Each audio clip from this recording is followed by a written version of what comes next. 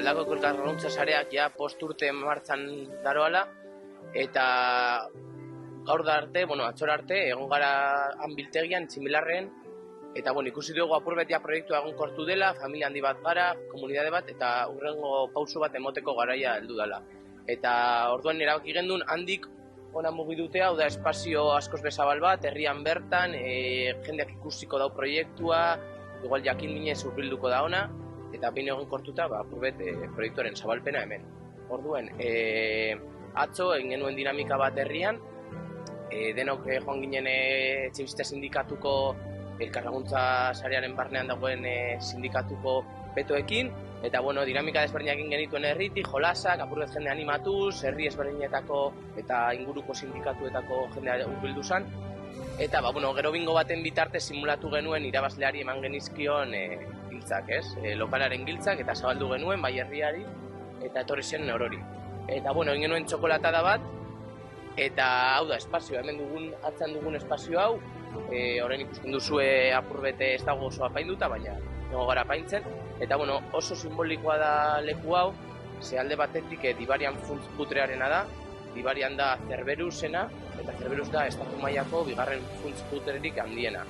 Orduen, alde batetik hori eta bestetik da, oindala 20 urte, ETT bat izan zen, eta ETT horrek, bere aberastasuna langileen kontrametatuz joan da, aberastasuna, eta ekintza nabariak sufritu izan ditu, bituz pertsiana dau, ez dakit, erreta edo dena delakoa.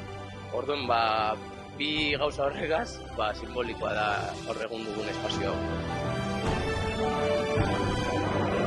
Ideia da herrigune hau gure egunerokotasunean subjektu politiko sortzen gabizen komunitate horren parte izateko espazio bat gehiago gehitzea, gure indarrak batzeko, gehien bat herri boterea, autoantolakuntza eta klase elkartasuna burutzeko espazio berri bat izango den herrigune honetan egongo gara. Eta ideia da egunerokotasunean, aste barruan dauzen hainbat ekintza, elkarlaguntza sareko hainbat ekintza jarraitza egiten hemen espazio honetan. Asambladak, alfabetizazio klaseak, euskara klaseak, gure egunerokotasunean behar horiek asetzeko izango den espazio honetan baita aste barruan jarraitzea erabiltzen.